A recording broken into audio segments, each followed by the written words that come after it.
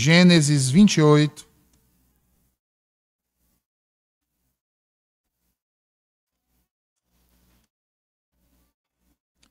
Versículos 10 até o versículo 17, irmãos.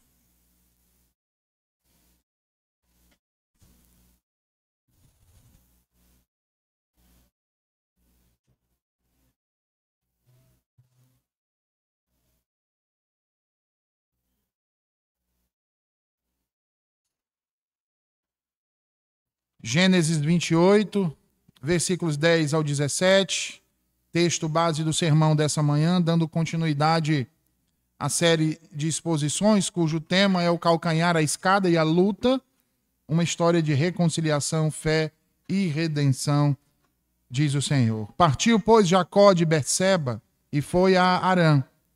E chegou a um lugar onde passou a noite, porque já o sol era posto, e tomou uma das pedras daquele lugar e a pôs por seu travesseiro e deitou-se naquele lugar. E sonhou. E eis uma escada posta na terra, cujo topo tocava nos céus, e eis que os anjos de Deus subiam e desciam por ela. E eis que o Senhor estava em cima dela e disse: Eu sou o Senhor, Deus de Abraão teu pai, e o Deus de Isaque. Esta terra em que estás deitado, darei a ti e à tua descendência. E a tua descendência será como o pó da terra, e estender-se-á ao ocidente, ao oriente, e ao norte, e ao sul.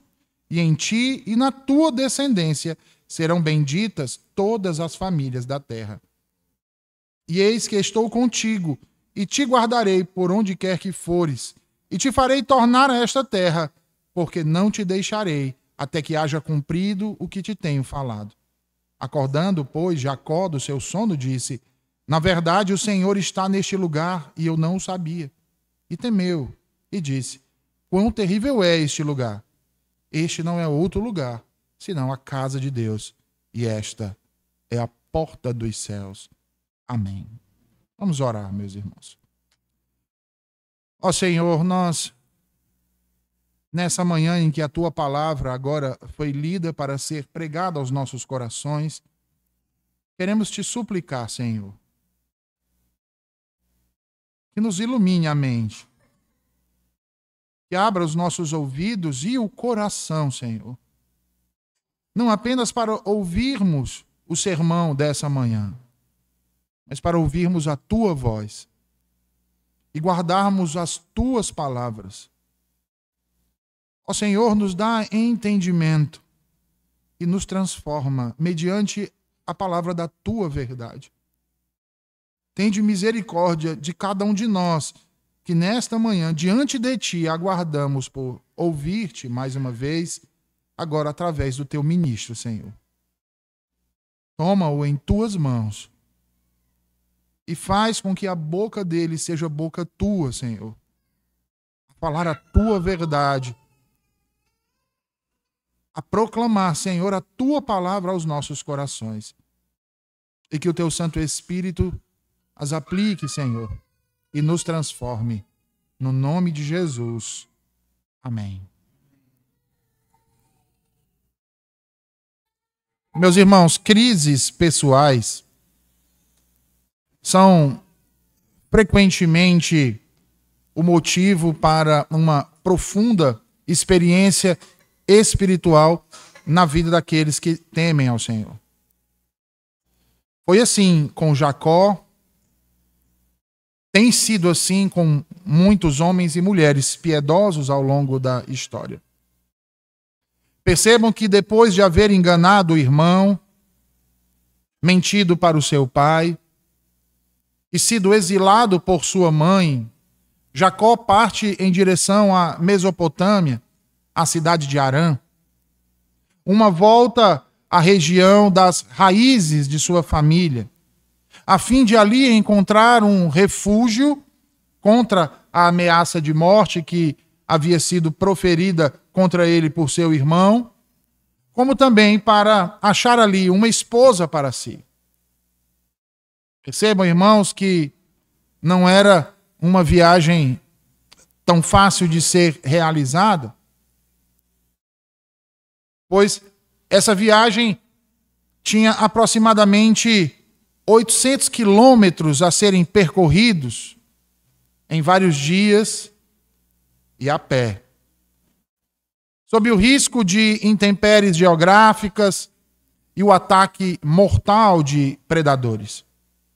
Moisés nos diz que, após Jacó caminhar durante todo o dia e o sol se pôr sobre a sua cabeça, ele então para em um determinado lugar para passar a noite. O local nós sabemos que é Betel, e esse lugar fica aproximadamente a 112 quilômetros de distância da cidade onde se encontrava a sua família, Berseba. Lugar onde havia se despedido de seu pai, velho e cego, sua mãe aflita e angustiada, e o irmão, que com o coração tomado pela amargura, cheio de ódio, o aguardava como um leão para saciar o seu desejo de vingança. Jacó, irmãos, está distante da proteção do seu pai. Já não pode mais desfrutar do afago de sua mãe, o cuidado de sua mãe. Está distante das tendas, longe de todo o conforto de outrora. Ele agora se encontra sozinho, cansado e com a mente carregada de aflição, cheio de dúvidas e temores. E ele então sucumbe à exaustão de sua jornada. Faz do chão a sua cama e sob o céu toma então uma pedra como travesseiro. E tendo feito isso, então, irmãos, Moisés nos diz que ele sonhou. Vejam aí o versículo 12. E sonhou com o quê? Ora, Moisés diz que ele sonhou com uma escada posta na terra e cujo topo tocava nos céus. E nessa escada, irmãos, vejam bem, anjos desciam e subiam por essa escada.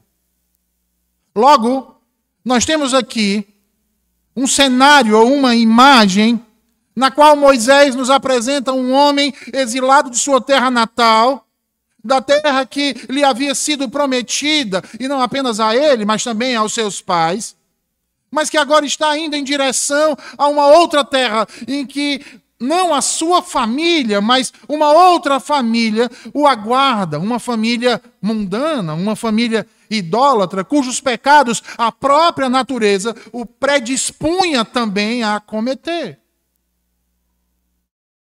Um homem que, tomado pela exaustão física e as incertezas quanto ao futuro, com medo, cheio de dúvidas e principalmente com a culpa sobre si pelo que fez, inundando o seu coração, ao ver o sol se pôr sobre a sua cabeça, resolve então parar para dar descanso às suas angústias que tanto o afligiam fisicamente como também espiritualmente. É esse o cenário, irmãos, e é esse o contexto que esse homem se encontra agora. E diante de um cenário como esse, irmãos, imagine-se numa situação como essa, irmãos. Para que não venhamos a perecer, para que não venhamos a nos desesperar, é preciso então que Deus intervenha. Em momentos assim, irmãos, nas nossas vidas, e não apenas na vida de Jacó, na vida de um daqueles a quem Deus elegeu antes da fundação do mundo, é necessário que Deus então intervenha. Era necessário que o segundo filho de Isaac recebesse então uma comunicação especial e pessoal de Deus, através da qual, irmãos, subjetivamente ele pudesse ser lembrado das promessas, do pacto, e viesse então a se arrepender de todo o mal que havia feito. Era necessário que ele ouvisse a palavra de Deus. E então aí, irmãos, ele então toma uma pedra daquele lugar para reclinar a sua cabeça. Deita-se no chão adormece e sonha. E como nós acabamos de ler, irmãos, ele sonha com uma escada apoiada na terra, cujo topo alcançava o céu, e nela anjos subiam e desciam, estando o próprio Deus, Javé, no topo dela. Percebam, irmãos, que o sonho que teve Jacó era uma revelação de Deus para ele. Uma revelação que o lembrava que, apesar de ter sido exilado da casa de seu pai, como Ismael, ele não era como ele. A herança sagrada por meio da qual as promessas seriam transmitidas não lhe havia sido tirada. Que apesar de possuir o mesmo sangue de seu irmão Esaú e ter mentido, enganado e invejado, não havia sido rejeitado por Deus. E que apesar de toda a sua indignidade e culpa pelos erros que cometeu, Deus o perdoaria e estaria com ele e habitaria com ele onde quer que ele fosse. Sabe o que Deus estava mostrando para Jacó ali, irmãos? Que havia chegado o momento da mudança. Que havia chegado o momento daquele homem mudar o curso da sua vida. Jacó precisava temer, mas não somente crer, pois ele, o Senhor, estaria com ele todos os seus dias. E vejam, irmãos, mudanças profundas e fundamentais não são impossíveis. Elas são possíveis, mediante a fé. Uma pessoa dominada pela amargura e a culpa pode tornar-se alguém dominado pelo amor e a esperança, independentemente do seu passado.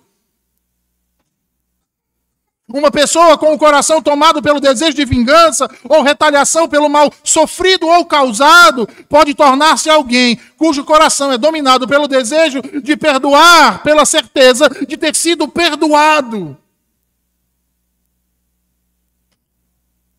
E Deus é o fator decisivo para isso.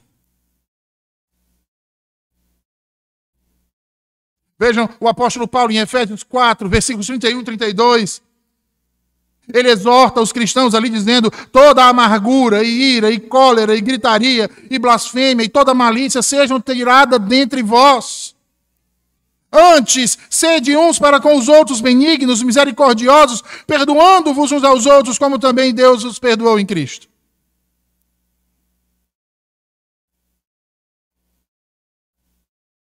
Observem aí que a certeza da capacidade dos cristãos de atender às suas palavras não provém deles mesmos, mas de Cristo, que tendo-os libertado do domínio das trevas, os vivificou, trazendo-os da morte para a vida, levando cativo o seu cativeiro e dando-lhes dons para serem aperfeiçoados em toda boa obra. Essa é a realidade da vida daqueles a quem Deus amou antes que houvesse mundo.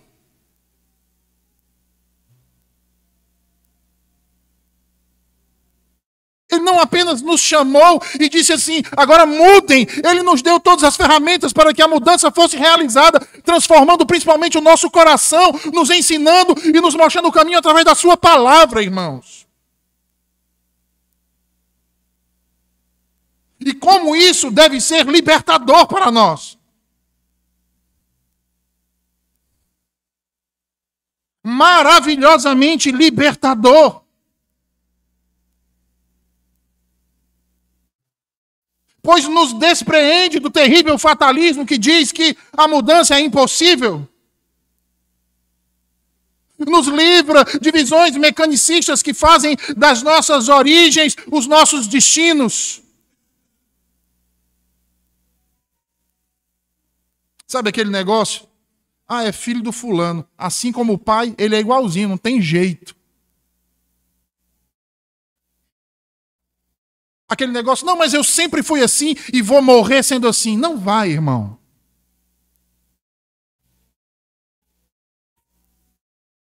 Não existe isso para Deus.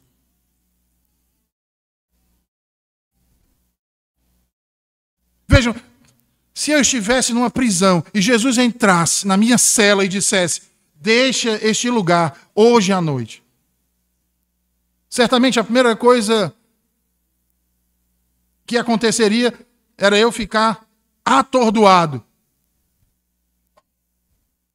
Mas confiando na sua bondade, no seu poder e na sua verdade, meu coração seria tomado por uma esperança de que a liberdade era possível. Se é noite e a tempestade está furiosa, com as ondas quebrando sobre o cais, e o Senhor vem a mim, amedrontado, e me diz: parta amanhã de manhã. Meu coração seria tomado pela esperança, mesmo ainda em meio às mais densas trevas, e à escuridão, e à bravura do mar. Porque Ele é Deus. E Ele sabe o que está fazendo. Suas ordens não são palavras descartáveis. E seus mandamentos, irmãos, sempre vêm acompanhados por uma verdade libertadora que transforma a nossa vida.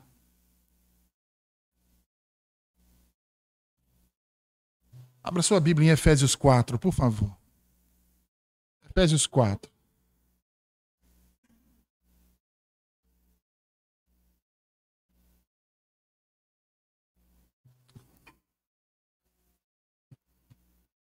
Veja aí o que diz Paulo a partir do versículo 32. Efésios 4, 32 até o capítulo 5, versículo 2. 4, 32, ele diz assim: antes, sede uns para com os outros benignos, compassivos, perdoando-vos uns aos outros, que é o mandamento, perdoar.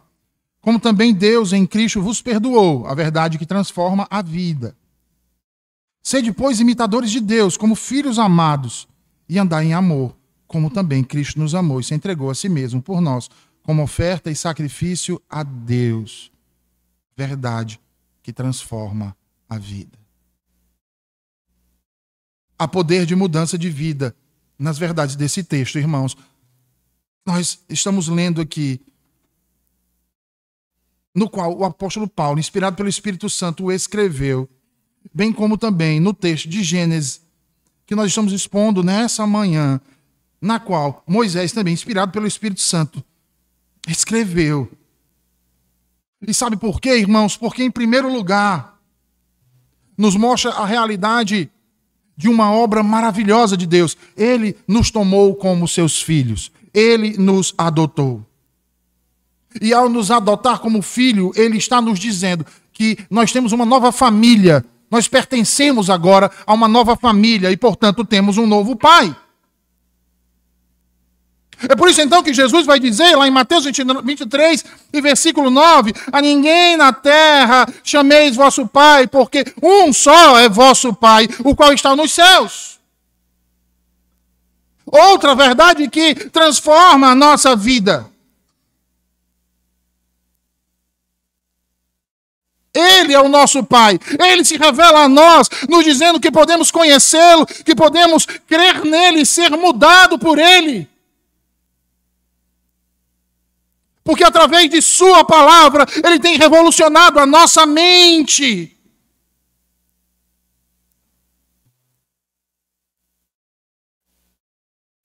Em segundo lugar, porque ele não apenas nos adotou,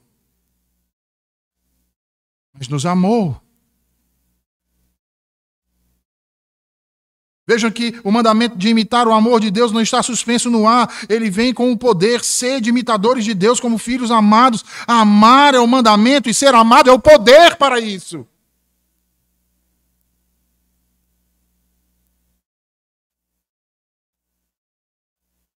O que nos impulsiona a amar quem nos ama é o amor de Deus por nós.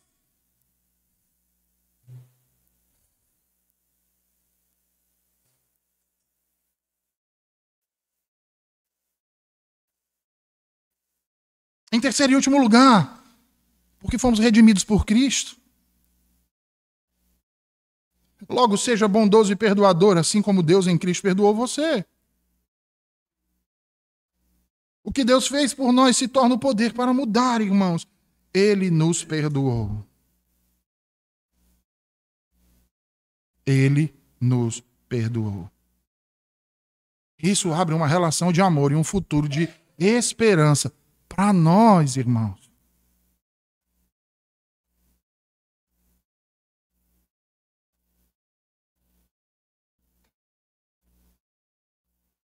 Afinal, irmãos, a bondade não flui de um coração oprimido por ser amado imerecidamente,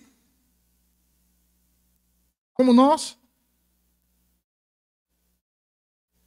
Porque vejam, irmãos, o mandamento de ser bondoso tem mais a ver com o que Deus fez por nós do que nós fizemos no passado.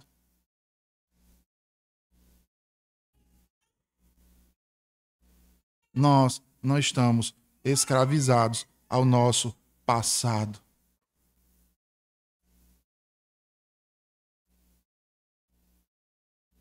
E o sonho que Jacó teve, o sonho visão, como diz Gerhard dos Vos, que Jacó teve, revelava a ele essa realidade, que é uma realidade transcendente, irmãos. Não estamos escravizados ao nosso passado. Deus muda a nossa história. E o faz através da sua palavra, revelando a sua graça, a sua misericórdia por nós, pecadores. Numa realidade transcendente. E talvez você pergunte, ora, e que realidade transcendente é essa? A realidade transcendente de um mediador ou de mediação. Vejam, irmãos, que por muito tempo os judeus interpretaram esse texto como sendo uma alusão ao sistema sacrificial mosaico que seria instalado, tendo como ápice Moisés e Arão. E de fato, irmãos, há sentido nisso. No entanto, o que eles não conseguiram enxergar, e até hoje não conseguem enxergar, é que ambos, tanto Moisés quanto Arão, como todo o sistema sacrificial, era apenas um tipo que apontava para uma realidade superior.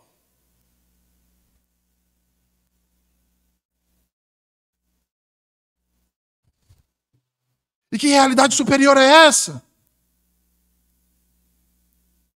Ora, o Novo Testamento nos ilumina quanto a isso. Abra suas Bíblias em João 1. João 1, versículos 45 ao 51. João 1, versículos 45 ao 51. Filipe está evangelizando e encontra um amigo chamado Natanael. Lembra dessa passagem? Quem não lembra vai lembrar agora. João 1, versículos 45 ao 51, diz assim: Filipe achou Natanael e disse-lhe: havemos achado aquele de quem Moisés escreveu na lei e os profetas, Jesus de Nazaré, filho de José. Mas olha como é que Natanael responde a Filipe: pode vir alguma coisa boa de Nazaré? Filipe então responde a ele: vem e vê. E é interessante porque no deslocamento que eles estavam indo para ir até o mestre, é Jesus quem enxerga eles, primeiro. Porque no versículo 47, João diz que Jesus viu Natanael vir ter com ele e disse dele, assim que ele se aproximou: eis aqui um verdadeiro israelita em que não há dolo. E olha o que diz Natanael: de onde me conheces tu? E Jesus responde: antes que Filipe te chamasse, eu te vi, estando tu debaixo da figueira. Natanael respondeu e disse: Rabi, tu és o Filho de Deus, tu és o Rei de Israel. Mas olha como Jesus responde a ele, irmãos. Jesus responde a ele: porque disse que te vi debaixo da figueira, crês? Coisas maiores do que essa verás. E olha o texto que Jesus cita para mostrar isso. E disse: na verdade vos digo, que daqui em diante vereis os céus abertos e os anjos de Deus subindo e descendo. Sobre quem, irmãos? O Filho do Homem. Quem é o Filho do Homem? Jesus. Quem é a escada que Jacó sonhou? o mediador, o Salvador, Jesus.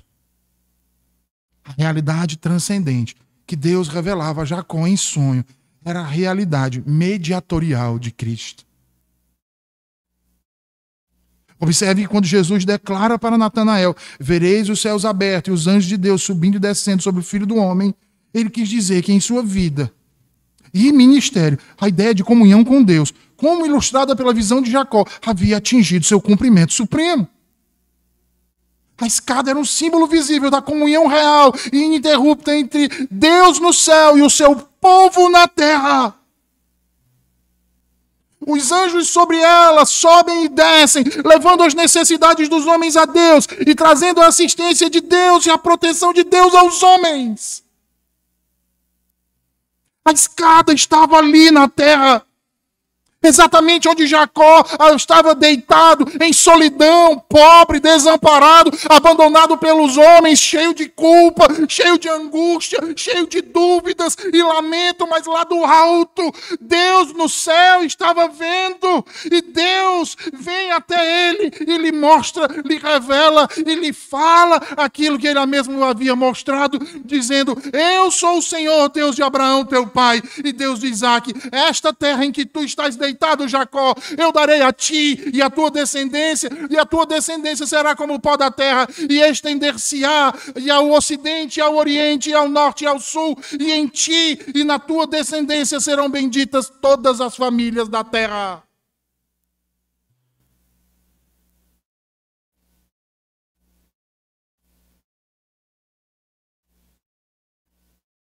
Essa é a realidade de Deus para nós, irmãos.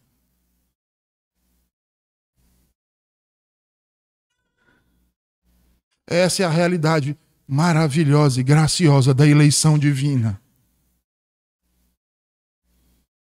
Que apesar de todo o mal que fizemos, esse Deus, que é um Deus fiel e não mente, cheio de graça, nos quebranta e nos transforma. E nos chama para junto de si. E nos guarda, e nos protege, e nos consola.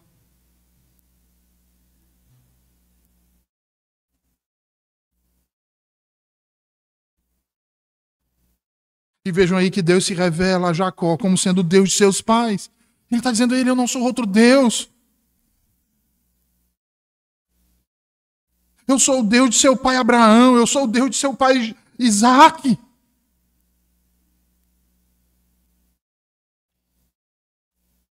E após dizer isso, irmãos, vejam que ele confirma todas as promessas que haviam sido feitas aos seus pais.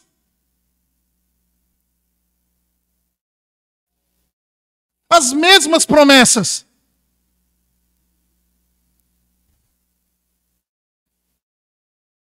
As mesmas promessas.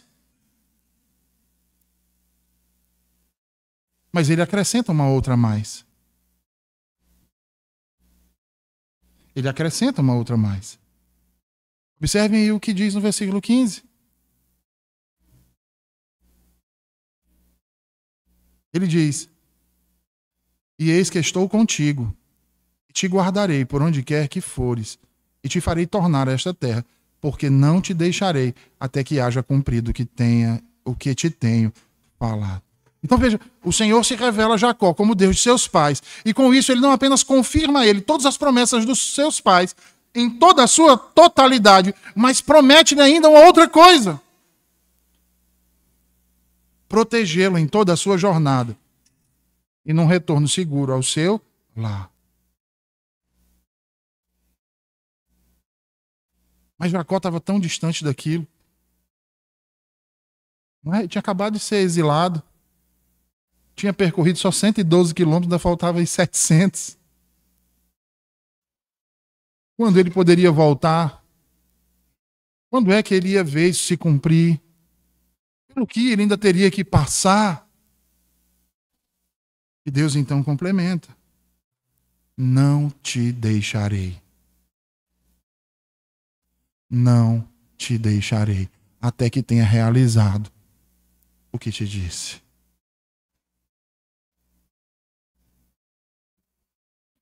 Notem que assim Deus reitera as promessas de terra, descendentes e bênçãos às nações, feitas primeiro a Abraão e repetidas a Isaac. No entanto, aqui um novo elemento é acrescentado, irmãos.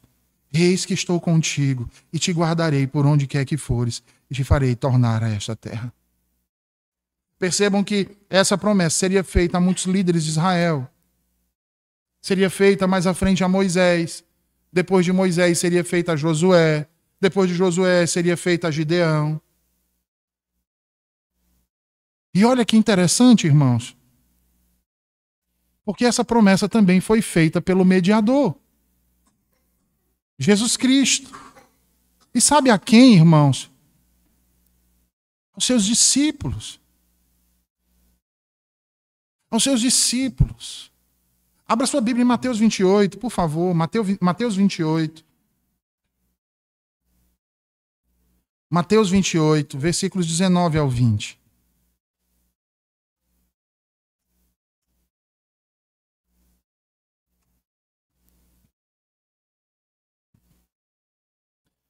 Mateus 28, versículos 19 ao 20. Jesus diz assim: portanto, ide, fazei discípulos de todas as nações, batizando-os em nome do Pai, do Filho e do Espírito Santo, ensinando-os a guardar todas estas coisas que eu vos tenho mandado.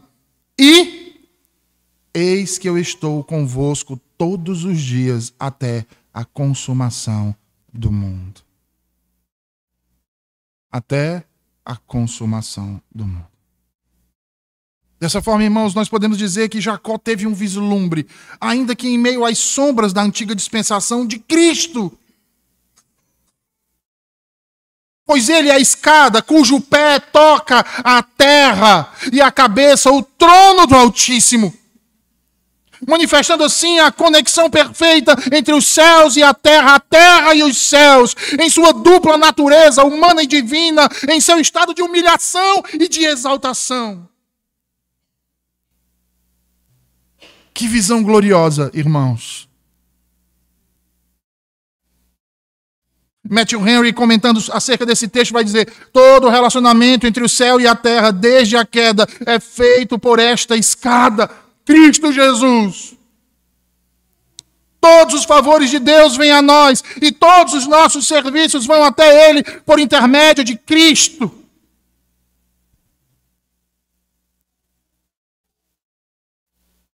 Se Deus habita conosco e nós com Ele, é por intermédio de Jesus. Porque não há outro caminho, não há outra escada, não há outro mediador. Pois se subirmos por outra parte, seremos como ladrões e salteadores. Essa visão, portanto, é uma referência a Cristo, irmãos.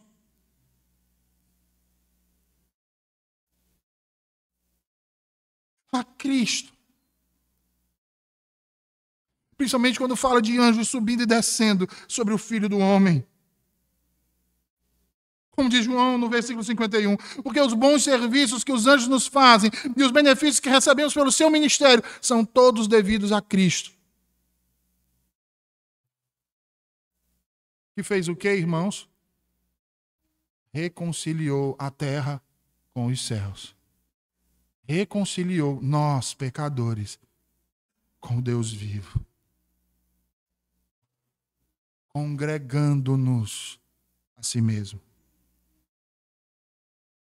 E vejam então, irmãos, que é tomado por essa graça, então, que o segundo filho de Isaac levanta ao amanhecer e ergue uma pedra como coluna sagrada.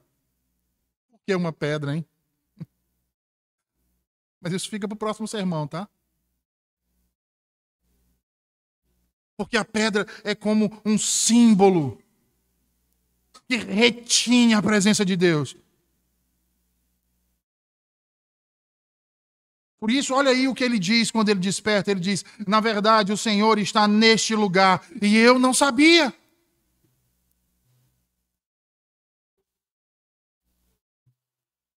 Em outras palavras, está dizendo: olha, o Senhor está comigo e eu não sabia. Depois de todo o mal que eu fiz, das mentiras, do engano com meu velho pai cego, Ele ainda está comigo. Apesar de toda a maldade do meu coração, Ele ainda está comigo.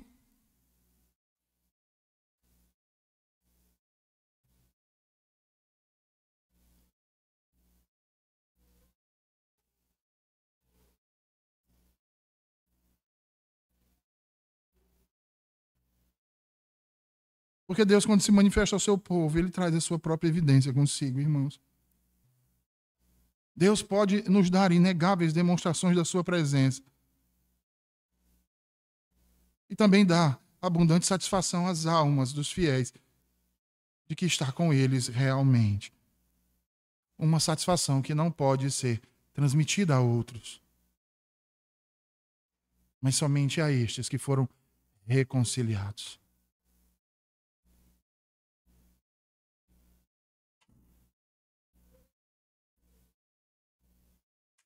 E sabe como, irmãos? Através da palavra. Da palavra.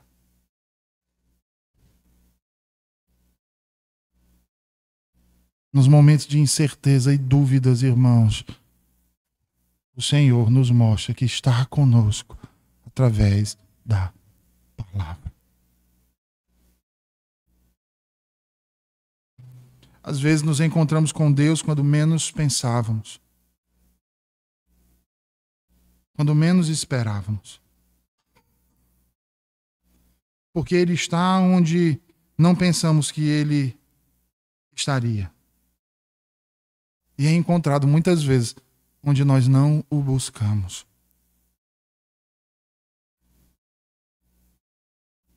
Porque o Senhor é onipresente, irmãos. Logo, nenhum lugar exclui as suas visitas. Onde quer que estejamos, irmãos, quer seja na cidade, quer seja no campo, quer seja no deserto, na loja, na rua,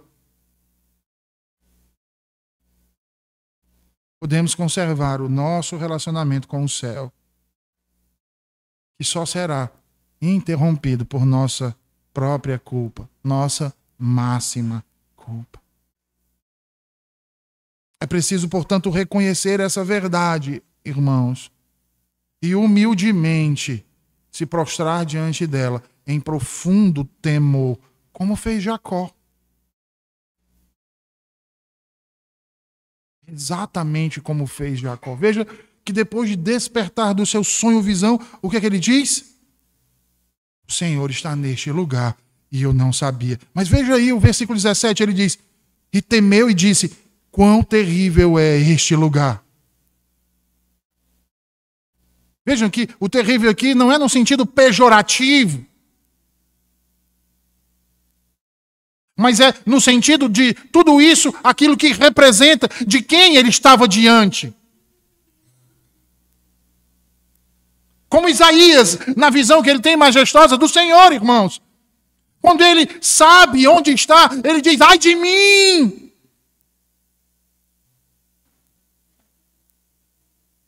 Ai de mim! Então veja, aqueles a quem Deus se compraz em manifestar-se, portanto, são apresentados e mantidos humildes aos seus próprios olhos, e vem causa para temor até mesmo ao Senhor e à sua bondade. É como Oséias, no capítulo 3, versículo 5, que diz: que terrível é este lugar! A aparição de Deus neste lugar nunca seria imaginada, exceto com um respeito e uma reverência santos. Ora, porque o que aprendemos, irmãos, no domingo passado, que os desertos, os lugares áridos eram habitação de demônios, mas Deus se revela a este homem ali, no momento de aridez, não apenas física, mas principalmente espiritual. Ele está arrasado espiritualmente.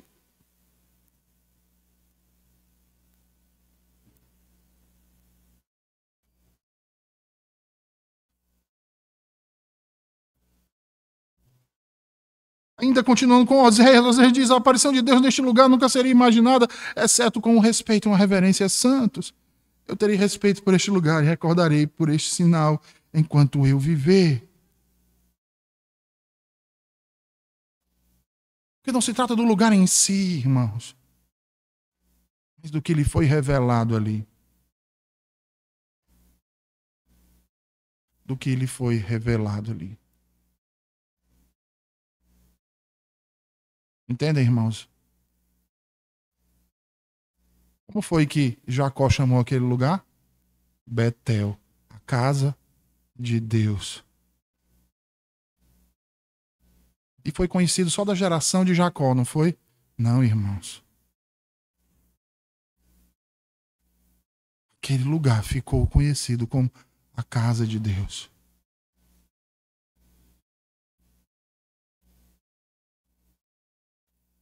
E você reconhece a casa de Deus? Ama aquele lugar que Deus se revelou a você? Que Deus falou ao seu coração, não o homem. Não o homem. Porque nós não devemos ter apegos excessivos por aquele que proclama, irmãos. Nós somos apenas servos. Os ministros são apenas servos. Hoje sou eu, amanhã pode ser outro. O nosso apego tem que ser à palavra de Deus, à casa de Deus, ao povo de Deus, à igreja. Porque os homens vão e vêm, mas a igreja de Deus permanece.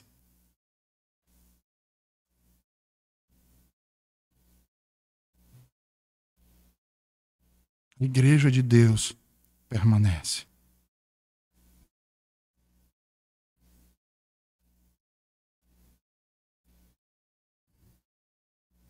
Vocês acham que Jacó, depois disso, irmãos, permitiria que aquele lugar fosse profanado?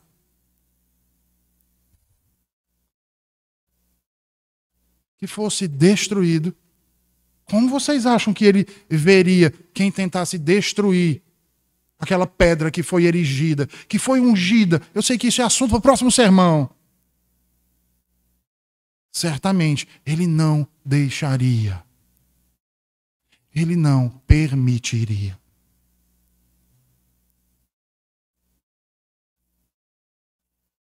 Porque ele viu ali a manifestação da majestade divina. Ele disse, foi aqui que os céus se abriram para mim. E o Senhor usou de misericórdia e me perdoou de todo o mal que eu fiz. E eis aqui as portas.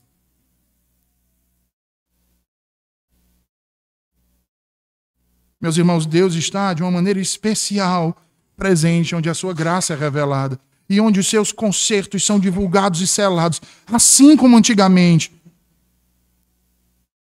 Pelo ministério dos anjos, também agora pelas ordenanças instituídas. Onde Deus nos encontra com sua presença especial, nós devemos encontrá-lo com a mais humilde reverência, recordando a sua justiça e santidade e a nossa própria sordidez e vilania.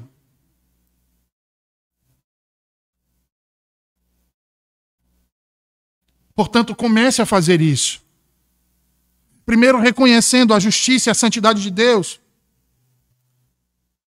Porque a Bíblia descreve Deus, irmãos, como sendo absolutamente santo, justo e puro. Mais uma vez, em Isaías 6, versículos 1 a 3, o profeta tem uma visão do Senhor entronizado, cercado por serafins que proclamam: Santo, Santo, Santo é o Senhor dos exércitos, toda a terra está cheia da sua glória. Olha o que essa visão faz com esse homem, acomete a esse homem. Leva ele a um profundo sentimento de sua própria impureza e indignidade, declarando: ai de mim, estou perdido, porque sou um homem de lábios impuros e habito no meio de um povo de impuros lábios.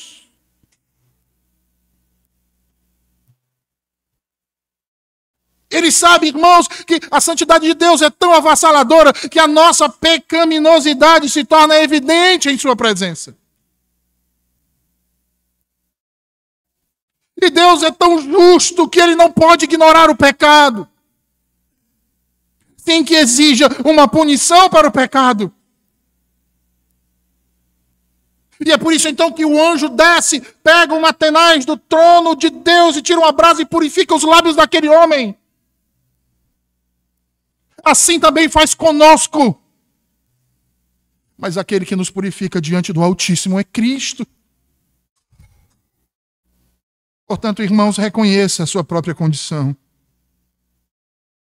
A humildade genuína, ao nos aproximarmos de Deus, irmãos, vem do entendimento de quem somos em contraste com o que Ele é.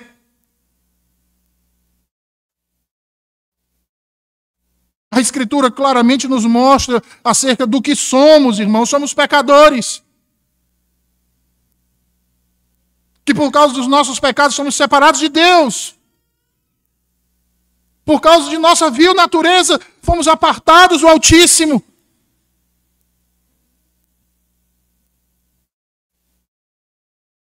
Sendo assim, confesse sua condição de pecado. Paulo, em Romanos 3:23, declara: porque todos pecaram e destituídos foram da glória de Deus. O apóstolo João, em sua primeira carta, fala que é um ato de humildade reconhecer nossa culpa e nos leva a buscar o perdão diante de Deus. Portanto, humilhe-se diante do Altíssimo. Tiago, no capítulo 4, versículo 10, nos exorta: humilhai-vos na presença do Senhor e Ele vos exaltará. Humilhar-se ali, irmãos, não é menosprezar, mas reconhecer a nossa dependência total de Deus. É se arrepender de todo o coração e se submeter à vontade de Deus e não teimar com Ele.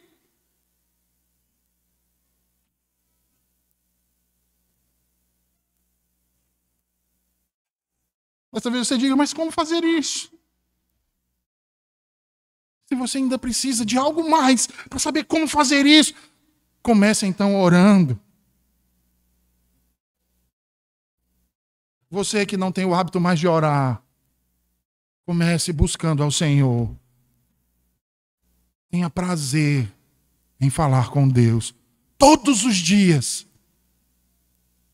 Em cada ocasião, em cada oportunidade que você tiver. Aproxime-se de Deus através da oração, com um espírito contrito e humilde, como diz o salmista no Salmo 51. Chegue diante de Deus como aquele publicano da parábola de Jesus em Lucas 18.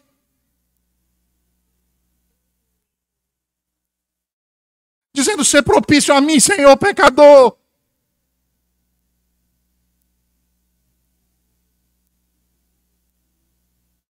Que orou de longe,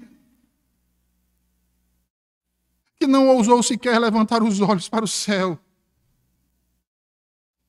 clamando ao Senhor, dizendo: ó Senhor, tem misericórdia de mim.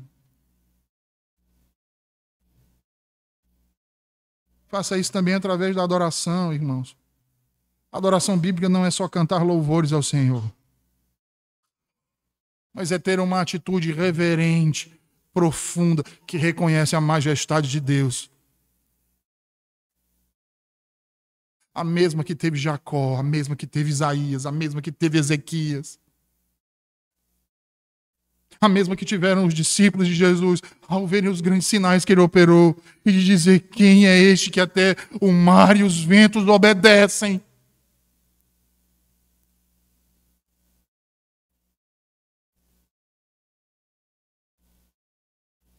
Na adoração nos colocamos diante daquele que é o Senhor de todo o universo, irmãos. E conforme escreveu João em Apocalipse 4, é digno de toda a honra e glória.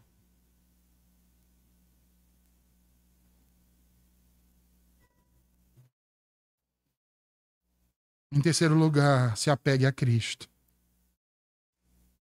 O principal caminho para nos aproximarmos de Deus Santo, ou melhor, o único caminho para nos aproximarmos deste Deus Santo, sendo nós pecadores, é através de Jesus Cristo, irmãos. Paulo, em Hebreus 10, versículos 19 ao 22, diz: temos confiança para entrar no Santo dos Santos pelo sangue de Jesus Cristo. Sem Ele, irmãos, nossa natureza pecaminosa nos impede de nos aproximar de Deus. O sangue de Cristo é o que nos purifica. As suas obras nos reconciliam e nos tornam aceitáveis diante do Altíssimo. E sabe o que mais? Nos dá humildade. Porque por nós mesmos jamais poderíamos nos colocar na presença de Deus. Mas por meio de Cristo, não só podemos chegar à sua presença, como desfrutar do prazer da sua glória. Que Deus, portanto, tenha misericórdia de nós, irmãos. Vamos orar.